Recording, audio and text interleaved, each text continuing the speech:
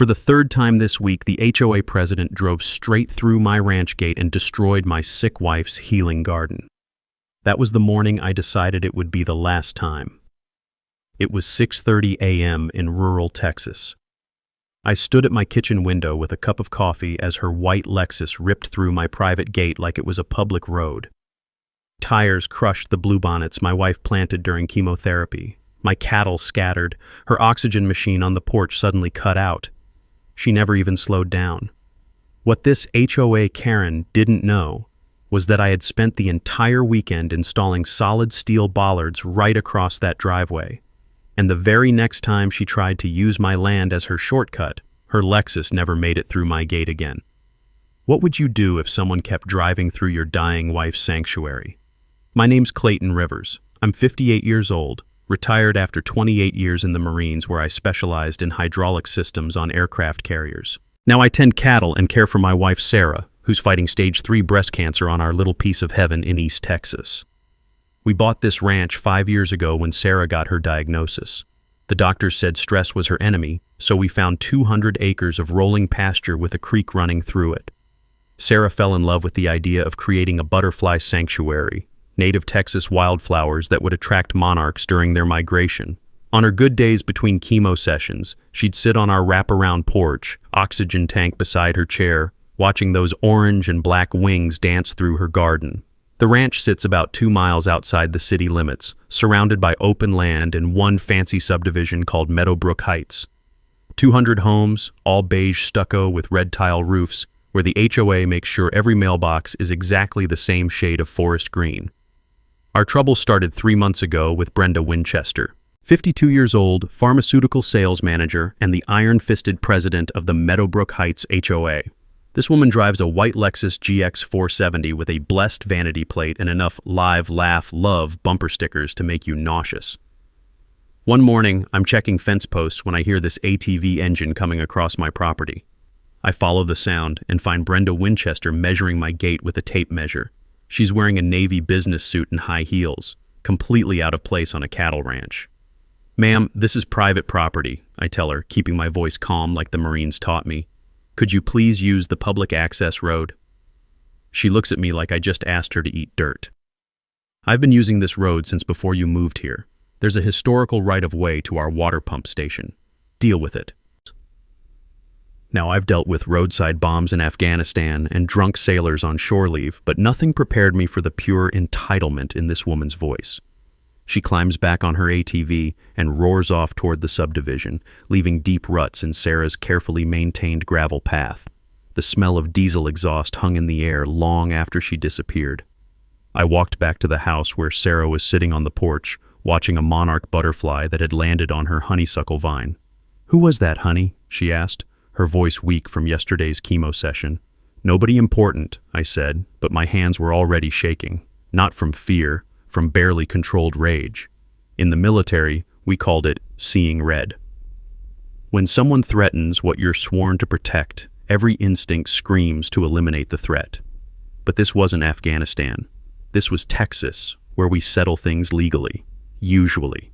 Over the next few weeks, Brenda escalated from ATV to SUV, claiming she needed efficiency to check the subdivision's water pump station. Every morning at exactly 7:15, that white Lexus would come tearing through my gate, past my house, through Sarah's garden, kicking up gravel and dust. The cattle learned to scatter when they heard her coming. Thunder, my prize Angus bull, jumped a fence section trying to get away and gashed his leg on the barbed wire. $800 in veterinary bills and scattered feed later, I was starting to understand this wasn't about water pumps. This was about control, about showing the locals who really runs things around here. Sarah stopped sitting on the porch during her treatments. "I feel like we're living in a fishbowl, honey," she told me one evening, tears in her eyes as she watched her trampled flowers. That night, I made myself a promise. Sarah's sanctuary was going to stay sacred, no matter what it cost me. 3 weeks into Brenda's daily invasions, she decided to up the ante. Every Tuesday became HOA inspection day, where she'd bring the entire board through my gate for what she called community tours. Picture this: 5 vehicles, 12 people, treating my ranch like it's some kind of public park. They'd climb out of their SUVs in their subdivision uniforms, khaki pants, polo shirts, and that special kind of confidence that comes from never being told no in your life.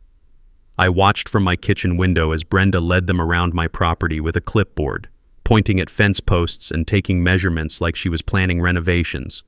The group included the HOA treasurer, a nervous little man who kept glancing at his phone, and the vice president, a woman who wore sunglasses indoors and carried a purse that cost more than my truck payment.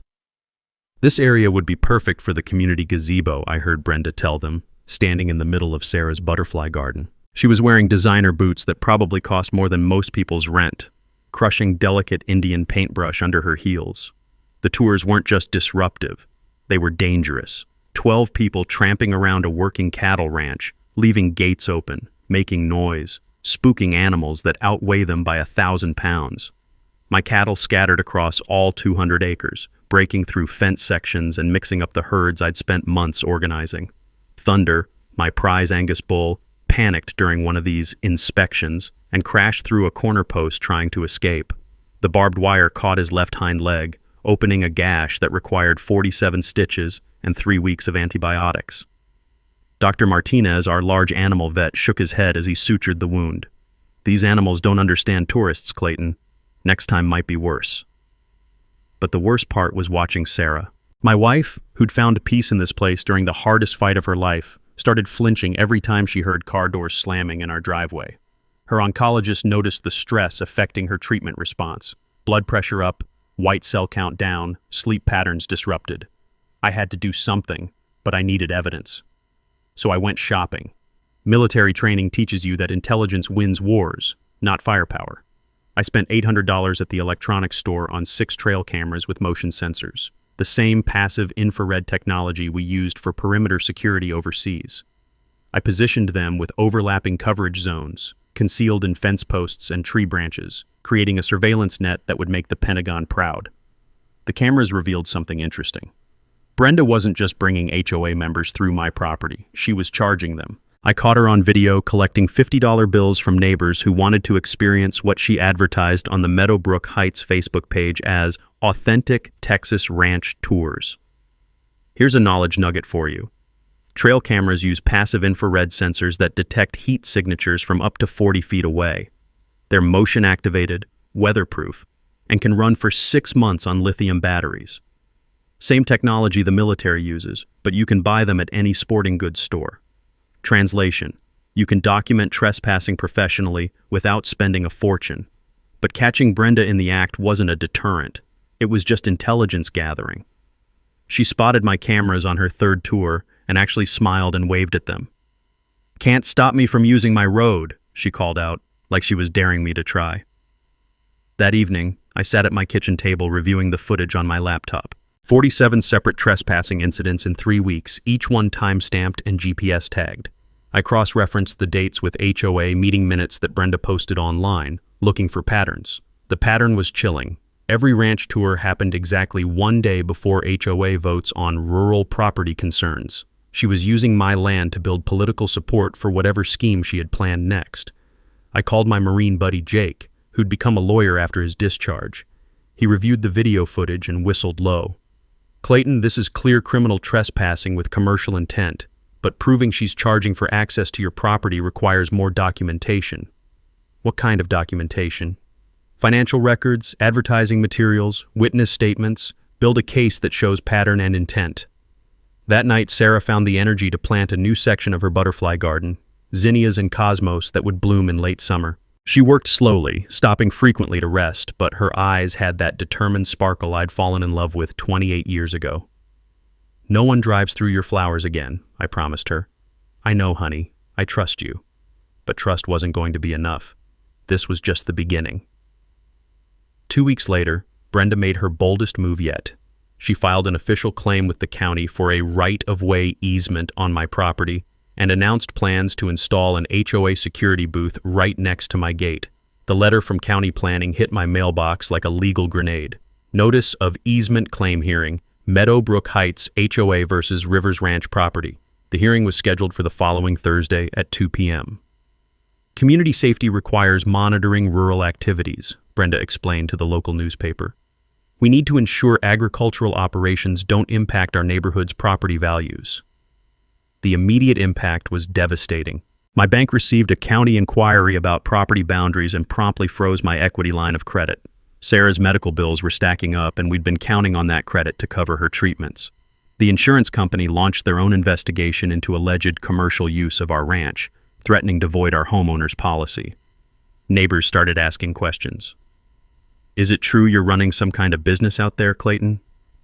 The doubt in their voices cut deeper than Brenda's lies. I couldn't sleep that night, lying next to Sarah in our bed, listening to her oxygen concentrator cycling on and off. My hands were shaking again, the first time since Afghanistan. This wasn't combat, but it felt like war. The next morning, I hired a professional surveyor and drove to the county courthouse. If Brenda wanted to play legal games, I'd show her what 28 years of military precision looked like applied to civilian problems. The surveyor, a grizzled old-timer named Pete, used GPS equipment accurate to within 2 inches, the same satellite technology that guided artillery strikes overseas. "This is military-grade surveying, Clayton. We'll know exactly where every boundary line runs." Here's something most people don't know. Professional survey equipment uses the same GPS satellite constellation as military targeting systems. It can pinpoint property boundaries with surgical precision, and those measurements hold up in any court. Translation: when someone claims your land, get it surveyed professionally. Emotions don't win property disputes, documentation does. The courthouse smelled like old paper and disappointment. I spent 6 hours in the basement records room, photographing decades of property deeds and easement documents. Military training kicked in, systematic intelligence gathering, pattern recognition, attention to detail. What I found made my blood run cold. There were no historical easements on my property. None. The previous owner had never granted access rights to anyone. That road existed because it was convenient, not because it was legal. But here's the mini twist. The survey revealed something Brenda didn't expect. Her precious HOA water line was illegally crossing 3 other properties besides mine. For 15 years, she'd been trespassing on multiple ranches, not just mine. I drove straight to my neighbors. Tom Henderson, who ran cattle on the section north of me. Maria Santos, whose family had owned their land for 4 generations. Bill Crawford, a retired teacher who raised quarter horses. "You're telling me this HOA line crosses my property without permission?" Tom asked, studying the survey maps spread across his kitchen table. 15 years of illegal trespassing, I confirmed. And I bet you never saw a penny in compensation. That's when the real story emerged. Brenda had been systematically intimidating all the rural property owners, threatening lawsuits, filing nuisance complaints, creating paper trails to justify her enforcement actions. She wasn't just targeting me, she was running a campaign against anyone who didn't fit her suburban vision. The county planning meeting was held in a sterile conference room with fluorescent lights that hummed like angry wasps. Brenda arrived in her Navy business suit, carrying a leather portfolio and radiating the confidence of someone who'd never lost a fight. I came in my cleanest jeans, carrying a banker's box full of documentation. "Mr. Rivers," the planning director said, "Mrs. Winchester claims historical usage rights to access community water infrastructure." I opened my box. "Sir, I've got 40 years of property records, professional survey documentation, and evidence that no such easement has ever existed. Furthermore, I can prove the HOA's water system is illegally crossing multiple private properties without compensation or permission." Brenda's face went white. That's impossible. We have documentation." "Ma'am, I'd be very interested to see that documentation." The planning director leaned forward. "Mrs. Winchester, do you have legal easement documents for the property access you're claiming?" I watched her squirm for 30 seconds of beautiful silence before she said, "I'll need to consult with our attorney." "Then this hearing is postponed pending documentation review," the director said. As we filed out of the room, the planning director pulled me aside. "Off the record, Mr. Rivers. Her claim has no merit, but she's got political connections. Document everything." That night, Sarah was strong enough to sit on the porch. We watched a pair of monarch butterflies dancing around her zinnia patch as the sun set behind our pastures. "How'd it go today?" she asked. "We're winning," I said, "but this isn't over." Brenda Winchester didn't take losing gracefully. 2 days after the county meeting, she filed a formal nuisance complaint against our ranch, demanding what she called agricultural modernization and threatening daily fines of $500 until we complied with her undefined standards. The complaint was 12 pages of legal gibberish that basically boiled down to, "This cattle ranch makes our neighborhood look bad, so shut it down." She claimed our livestock operations violated health codes, our structures needed inspection, and our property was reducing home values in Meadowbrook Heights by an average of $15,000 per house. The county inspector showed up the next Tuesday morning in a white pickup truck with official plates. His name was Rodriguez, and he looked like a man who'd rather be fishing than dealing with HOA drama. "Mr. Rivers, I've got to investigate this complaint, but between you and me, it looks like bureaucratic harassment. Your operation is cleaner than most facilities I inspect." Still, he had to follow protocol. 3 hours of walking my property, checking feed storage, water systems, and waste management. Everything passed, but the stress was eating Sarah alive. She collapsed during her chemo session that Thursday and spent the night in the hospital. I sat in that plastic chair next to her bed, listening to monitors beep and watching IV drips, making a decision that would change everything. The smell of antiseptic couldn't mask the scent of fear in that room. Fear that stress was winning the battle against cancer. That weekend, I drove back to the courthouse. 3 days in the records room, photographing every document I could find. Military intelligence training from Afghanistan, applied to Texas property law. I was looking for patterns, inconsistencies, anything that would explain Brenda's confidence. Here's what most people don't understand about public records. They're public for a reason. Property deeds, permit applications, tax records, it's all there if you know how to look. I spent 72 hours learning the paper trail of my own neighborhood, and that's when I found the smoking gun. The original water easement that Brenda claimed gave her access rights had expired in 1987. Expired, as in no longer valid, no longer legal. The county had sent official notice to the HOA requiring renewal, but nobody ever responded. The legal department assumed compliance and never followed up. For 15 years, Brenda Winchester had been trespassing on my property and 3 others, operating an entire water system on expired permits. She was running a sophisticated criminal enterprise, and she probably didn't even realize it. Here's a knowledge nugget that could save your property. Easements aren't permanent unless specifically written that way.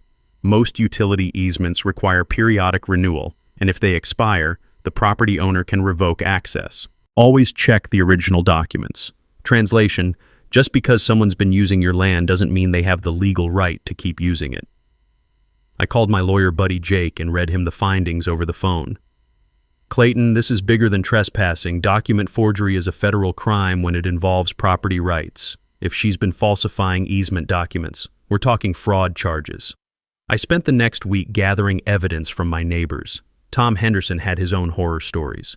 Maria Santos showed me threatening letters about agricultural compliance.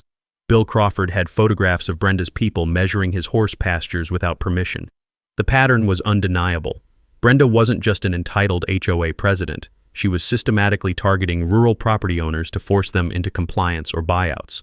This was economic warfare disguised as community development. My trail cameras captured something interesting during this investigation phase. Brenda's husband, a quiet man who worked for the county water department, came to my gate at midnight on a Wednesday. He stood there for 20 minutes, studying my fence posts and gate structure, taking measurements with a tape measure. The mini twist came the next morning. I was reviewing the footage when my phone rang. Unknown number, but I answered anyway. "Mr. Rivers, this is David Winchester, Brenda's husband. I need to talk to you." "About what, sir?" "About documents my wife has been creating. I think you should know what you're really dealing with." We met at a diner in town, away from both our neighborhoods. David Winchester looked like a man carrying a heavy burden. He slid a manila folder across the table. "These are copies of the original easement documents from 1987, the real ones. What Brenda's been showing the county, those aren't legitimate." Yo. Inside the folder were photocopies of the actual expired easement, the county's renewal notice, and something that made my coffee taste like ash. Forged documents with signatures, notary stamps, and county seals that had been created sometime in 2005. "Why are you showing me this?" I asked. "Because what she's doing isn't just wrong, it's criminal, and I won't be part of it anymore." That night, Sarah was strong enough to plant bulbs for next spring's flowers. As we worked together in the fading light, I told her what I'd learned. So she's been lying to everyone? For 15 years. What happens now? I looked at those bulbs in the dark soil, thinking about flowers that would bloom long after this war was over. Now we finish this. The criminal conspiracy was even worse than I'd imagined. David Winchester's documents told a story of systematic fraud that went back nearly 2 decades. In 1987, the original water easement across my property and 3 others had expired exactly as scheduled. The county sent certified letters requiring renewal applications, proper compensation, and updated legal agreements, standard procedure for infrastructure crossing private property. The HOA never responded, not a single letter, phone call, or filing. From 1988 to 2003, they operated their entire water system illegally, hoping nobody would notice or care. Small-town bureaucracy being what it is, they were right. The legal department assumed compliance, filed the paperwork in some dusty cabinet, and moved on to more pressing issues. Then in 2004, Brenda Winchester became HOA president. Smart woman, pharmaceutical sales background, understood how systems worked. She discovered the expired easement problem during a routine audit and realized her entire community was vulnerable to water shutoffs if property owners ever figured out the truth. So she solved it the criminal way. David Winchester had copies of everything. The forged easement documents, backdated to 1985 with signatures from people who'd been dead for years. Notary stamps from officials who'd never notarized anything related to water rights. Even a county seal that hadn't been adopted until 1995, mysteriously appearing on documents supposedly created a decade earlier. The document forensics are amateur hour, Jake told me over the phone after reviewing David's evidence. Digital printing on papers supposedly from 1985, photocopied signatures, notary seal from someone who died in 1990. Any federal investigator would spot this in 5 minutes. But here's what made it a sophisticated criminal enterprise. Brenda had done this on 3 other properties besides mine. 4 separate acts of document forgery, representing over $500,000 in stolen property rights over 15 years. This isn't just trespassing anymore, Jake continued. We're talking federal wire fraud, mail fraud, conspiracy, civil rights violations under color of law. She could be looking at decades in federal prison. The power dynamic had completely shifted. For months, I'd been playing defense, reacting to Brenda's moves, feeling like the underdog fighting superior forces.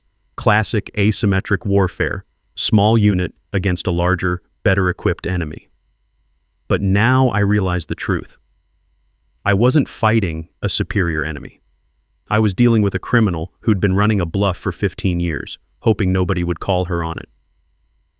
David Winchester's revelation changed everything. She's convinced herself the forgeries are legal because they've been unchallenged for so long. That's her weakness. She thinks she's untouchable. The psychological profile made sense. Brenda Winchester had spent 15 years believing her own lies, surrounding herself with people who validated her version of reality. She'd never faced serious opposition because small-town property owners don't usually have the resources to fight HOA legal teams. But she'd never dealt with a marine engineer who specialized in finding weak points in complex systems. I spread David's documents across my kitchen table, studying them with the same attention I'd once applied to roadside bomb patterns. Signatures, dates, notary seals, paper stock, printing methods. Everything told a story if you knew how to read it. Sarah joined me at the table, her oxygen tank humming softly beside her chair. Even weakened by chemo, her mind was sharp as ever. She's been stealing from everyone, Sarah said, tracing the timeline with her finger. 200 families paying water bills for stolen access. 4 property owners losing rights they never gave up. How much money has she taken? I did the math. Average water bill increase over 15 years, multiplied by 200 homes, factored for infrastructure costs that should have been properly negotiated. Conservative estimate $1.8 million in fraudulent charges. This isn't just about our ranch anymore, I told Sarah. This is about justice for an entire community. The legal strategy crystallized in my mind like a tactical plan coming together. Document the fraud, expose it publicly, coordinate with law enforcement, and make sure the evidence was so overwhelming that Brenda couldn't lie her way out. But first, I needed to set the trap. Because I had a feeling that when Brenda realized her criminal empire was crumbling, she'd make one final desperate move, and I wanted to be ready for her. Military operations succeed through planning, preparation, and precision execution. Brenda Winchester was about to learn what happens when you declare war on a marine engineer who specializes in hydraulic systems. My first call was to a security contractor in Houston who specialized in embassy protection. Vehicle barriers, specifically.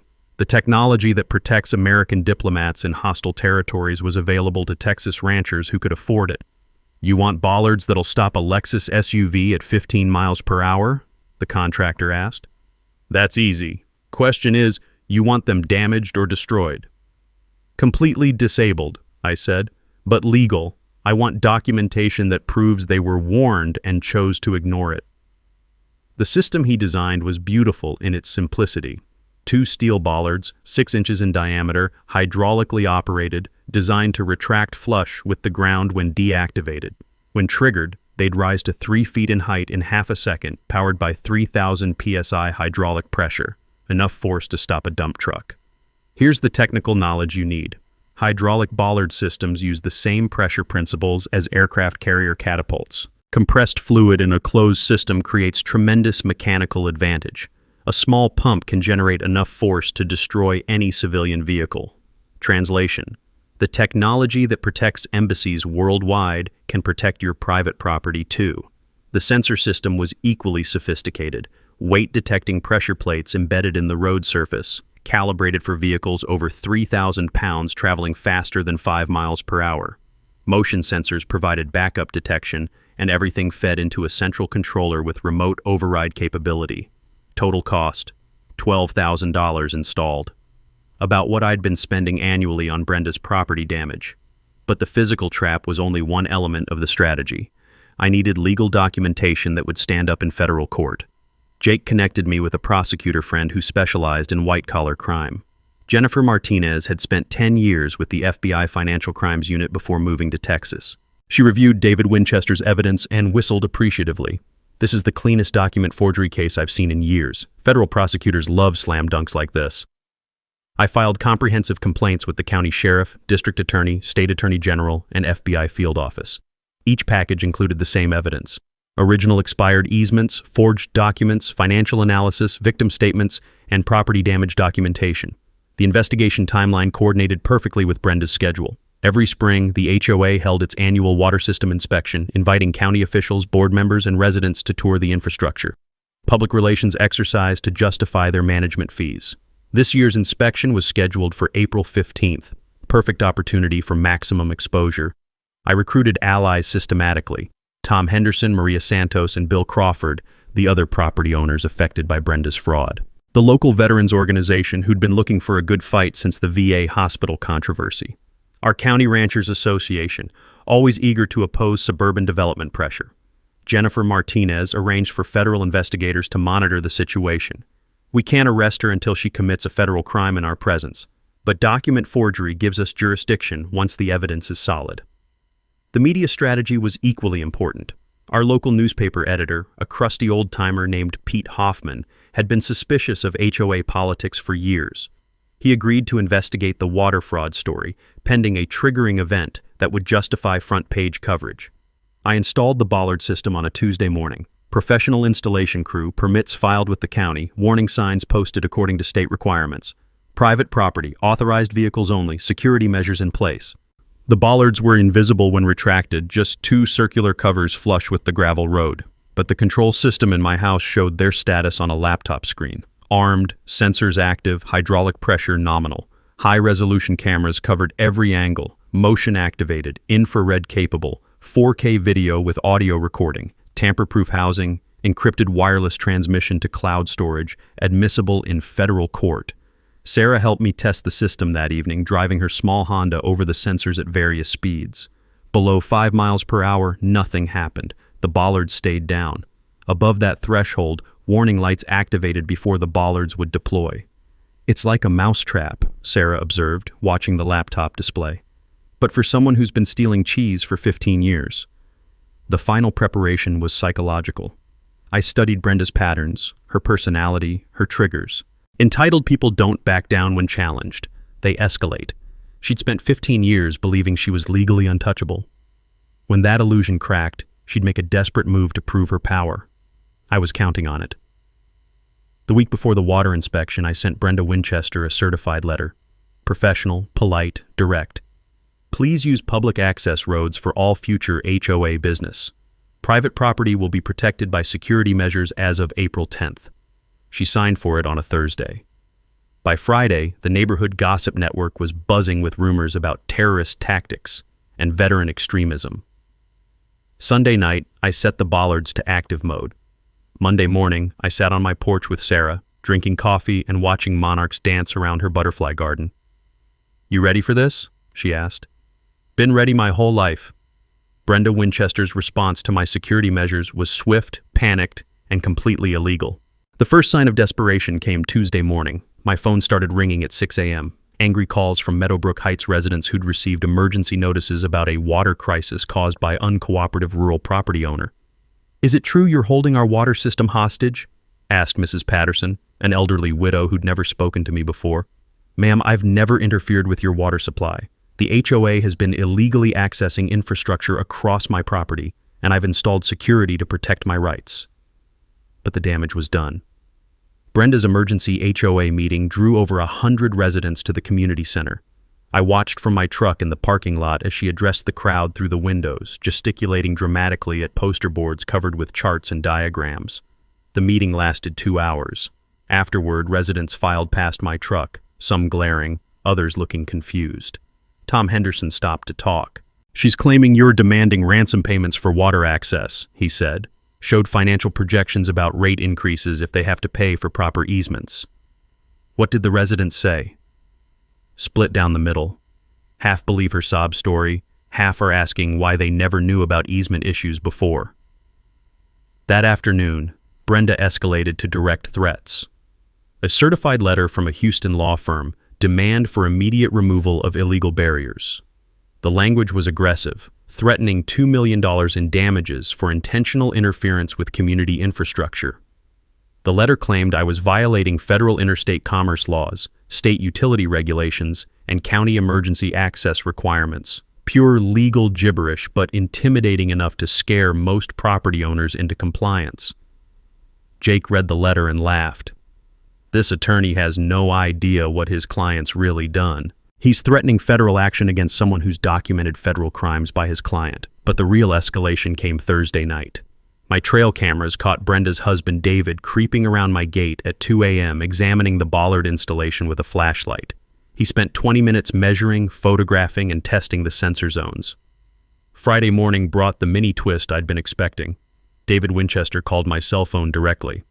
"Mr. Rivers, I need to warn you about something. Brenda's planning to sabotage your security system during the water inspection Monday. She's hired people to disable it."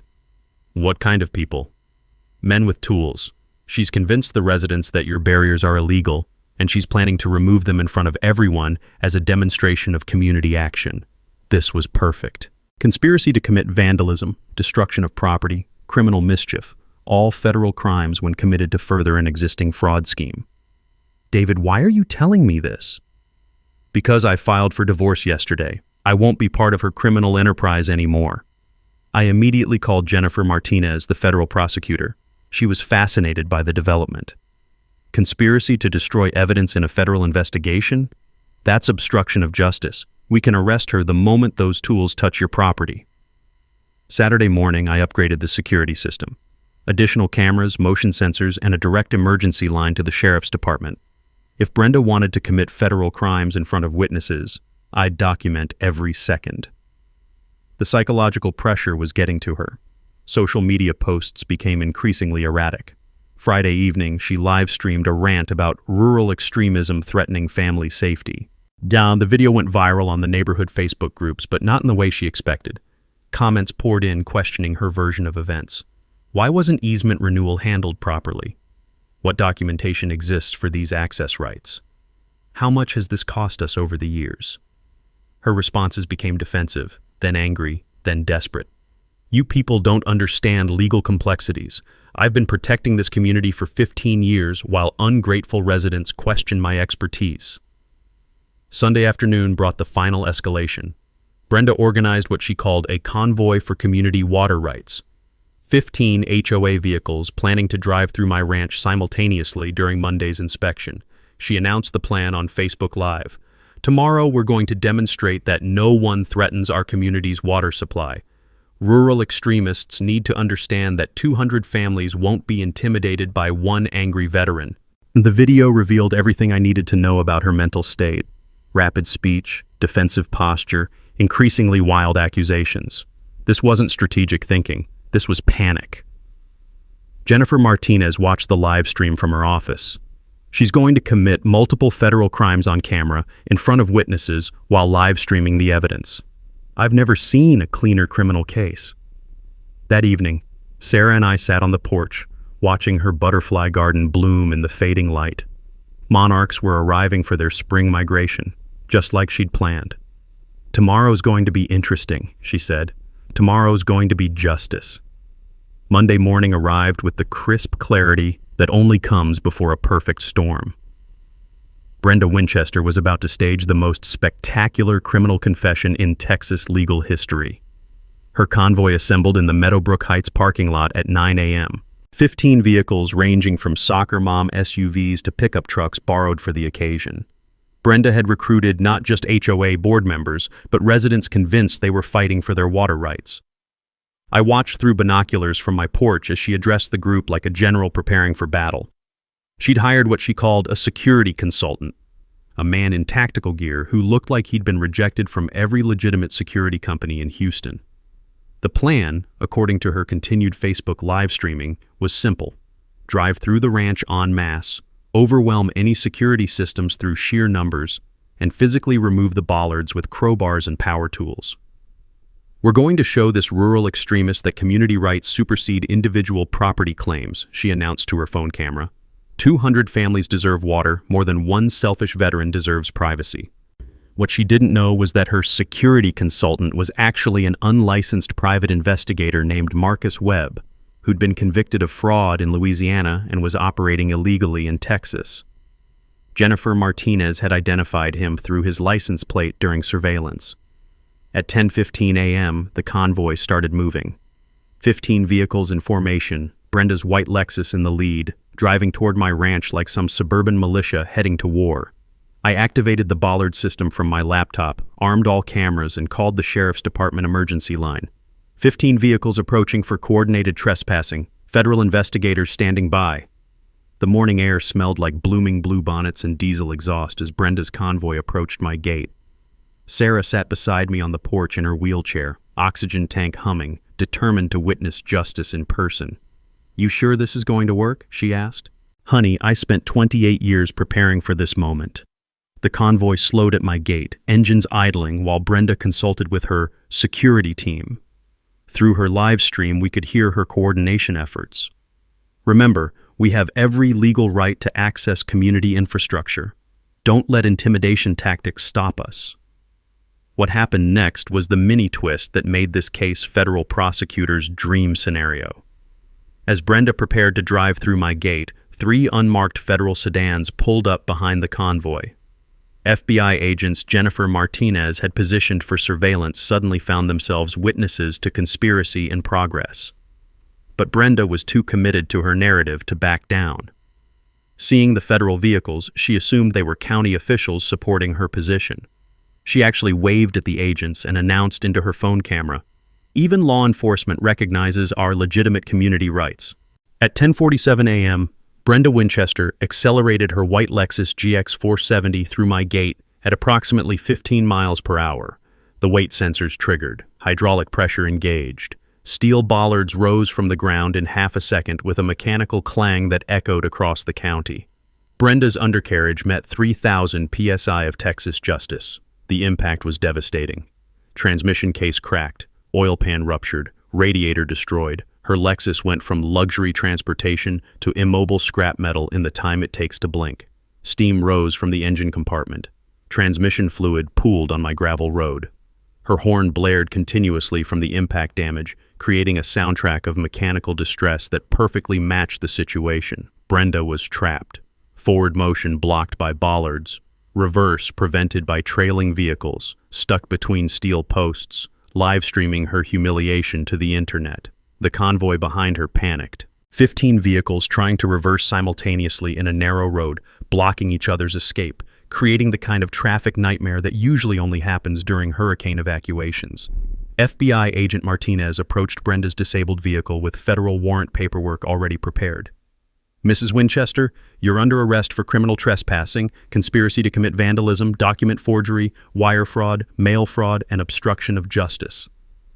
Brenda's live stream was still running, broadcasting her arrest to hundreds of viewers who'd been following her community action campaign. Comments exploded with shock, confusion, and slowly dawning understanding of what they'd really been witnessing. "This is illegal," Brenda screamed through her shattered windshield. "I have documentation. I have rights." "Ma'am, your documentation consists of forged federal instruments. You've been operating a criminal enterprise for 15 years. The security consultant tried to flee on foot across my pasture but was tackled by Agent Rodriguez near Sarah's butterfly garden. Watching a criminal get arrested in a field of blooming wildflowers felt like poetic justice. By noon, 3 people were in federal custody, 15 vehicles were impounded as evidence, and the Meadowbrook Heights water crisis was over. The smell of leaked transmission fluid couldn't mask the sweet scent of justice finally served. The scene at my ranch looked like something from a disaster movie, if disasters involved federal arrests and mechanical justice. Brenda Winchester's white Lexus sat disabled between my steel bollards like a monument to criminal stupidity. Steam continued rising from the destroyed engine, and that continuous horn blast created a soundtrack that could probably be heard in the next county. Transmission fluid spread across the gravel in an abstract art pattern that would make Jackson Pollock proud. Within minutes, my ranch became the center of a law enforcement convention. 3 FBI vehicles, 2 county sheriff cruisers, 1 state police unit, and a tow truck that would need heavy-duty equipment to extract Brenda's vehicle from its steel trap. But the real audience was growing by the minute. Word spreads fast in rural Texas, especially when it involves federal arrests and mechanical carnage. Neighboring ranchers arrived on horseback and in pickup trucks. Veterans from the local VFW post came to support one of their own. Even some Meadowbrook Heights residents showed up, drawn by curiosity and the entertainment value of watching their HOA president get arrested on live stream. News crews from 2 different stations were already en route, having monitored Brenda's Facebook Live coverage of what she'd promoted as community action for water rights.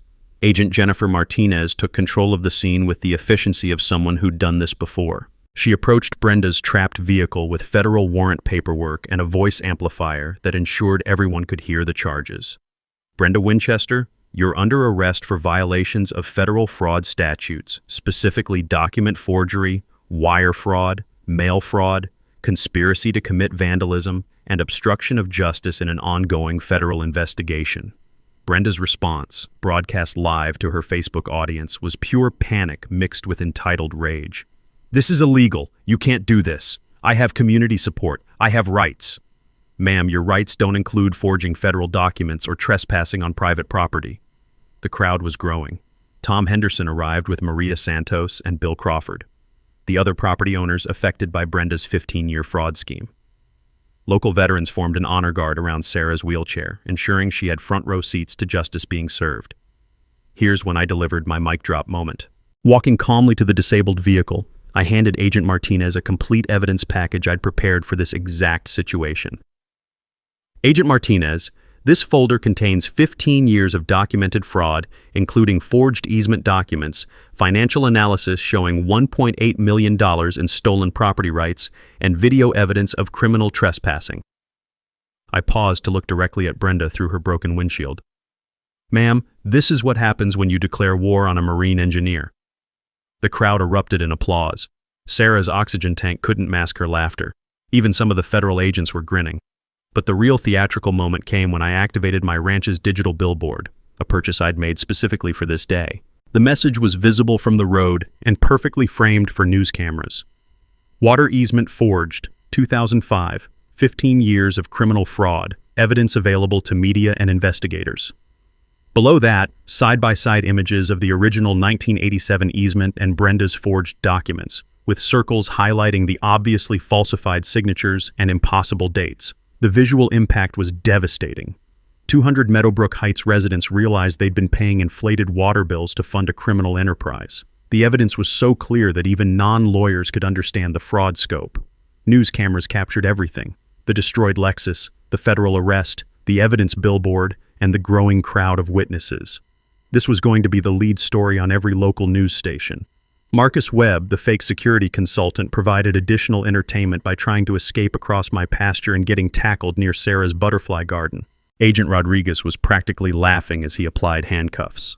"Sir, you're under arrest for unlicensed private investigation, conspiracy to commit vandalism, and being really bad at running." The tow truck operation required special equipment. The Bollards had to be hydraulically lowered to extract Brenda's vehicle, which revealed the complete destruction of her undercarriage, $75,000 of German automotive engineering, reduced to scrap metal by $12,000 worth of Texas justice. As they loaded her destroyed Lexus onto the flatbed truck, I couldn't help but notice the irony. Her blessed license plate was now bracketed by bollard scratches, and her "Live, Laugh, Love" bumper sticker was hanging by one corner. The crowd stayed for over an hour, watching the evidence collection, talking to reporters, and sharing stories about 15 years of HOA harassment that finally made sense. This wasn't just about one criminal. It was about a community discovering they'd been victims of systematic fraud. Sarah squeezed my hand as the last federal vehicle left our property. "Think it's over?" I looked at her butterfly garden, where monarchs were landing on blooms that would never be disturbed by unauthorized traffic again. "Honey, it's finally over." Justice moved surprisingly fast once federal prosecutors had video evidence of crimes committed on live stream.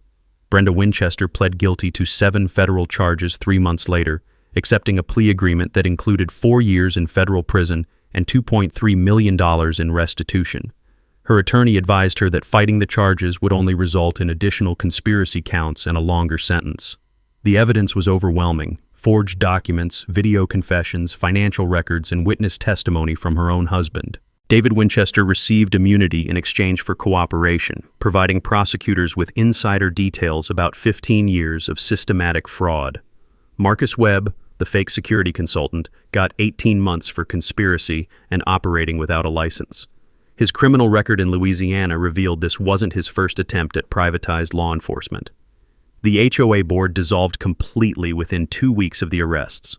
Emergency elections brought in new leadership that immediately negotiated legitimate easement agreements with all affected property owners.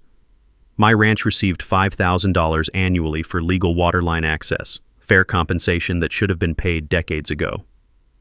The class action lawsuit representing 200 Meadowbrook Heights residents settled for $1.8 million, recovering 15 years of overcharges for fraudulent infrastructure costs. Each family received approximately $9,000, plus legal fees covered by Brenda's seized assets. Sarah's medical bills, which had been mounting during the stress of our legal battle, were completely covered by donations from the Veterans Organization and settlement overflow funds. Her oncologist reported that removing the stress dramatically improved her treatment response. My Bollard system became a neighborhood attraction. Property rights attorneys from across Texas visited to study the installation, and I started consulting part-time with other property owners facing HOA harassment. Turns out there's a market for military precision applied to civilian property defense. The Spring Water Festival launched 6 months later, funded by settlement money and designed to celebrate legal water access and community cooperation. Sarah's butterfly garden became the festival centerpiece, attracting monarch researchers from the state university who established a permanent observation station. The festival also served another purpose: education. Displays explaining property rights, easement law, and document authentication helped residents understand how they'd been victimized and how to prevent future fraud. Relations between rural and suburban residents improved dramatically once everyone understood the real story. The new HOA leadership partnered with local ranchers for educational programs, connecting suburban kids with agricultural heritage and environmental conservation. Sarah's health improved remarkably with the stress removed from our lives. Her cancer entered remission 8 months after Brenda's arrest, and her butterfly garden expanded to cover 3 acres of native Texas wildflowers. Fighting for our home brought us closer than 20 years of peace, she told me one evening as we watched monarchs dancing in the sunset. The legal victory established important precedent for property rights in Texas. Agricultural properties now had stronger protection against fraudulent development pressure, and HOA power was limited by stricter oversight requirements, But the most important outcome was personal. Our ranch remained the healing sanctuary Sarah needed during her cancer battle. The butterfly garden flourished undisturbed, attracting monarch migrations that brought joy during her darkest treatment days. From surplus settlement funds, we established the Ranch Rights Legal Defense Fund, providing free legal aid for veterans and rural property owners facing HOA harassment or predatory development pressure. The fund prevents others from suffering the intimidation and financial pressure we'd endured. Jake, my Marine buddy turned lawyer, became the fund's managing attorney, specializing in property rights cases with military precision and veteran determination. 6 months after the arrests, I received a handwritten letter from federal prison. Brenda Winchester, expressing remorse and requesting forgiveness for the pain she'd caused Sarah during cancer treatments. I showed the letter to Sarah, who read it thoughtfully before responding, "Forgiveness is for our healing, not her redemption. I forgive her, but consequences remain." The Bollards are still active, though they've never needed to engage again. Word spreads quickly in rural communities about what happens when criminals target the wrong ranch. But that's not the end of the story. 3 months later, another Karen from the next county over tried to claim mineral rights under our land, armed with similarly fraudulent documentation and entitled attitude. Big mistake. If you've got an HOA nightmare story, share it below. I read every comment and respond to questions about property rights defense. And hit subscribe because these Karens never learn, and apparently neither do I. The Ranch Rights Legal Defense Fund is always looking for new cases where military precision can serve civilian justice. Remember, your property rights are worth fighting for, and documentation beats intimidation every single time.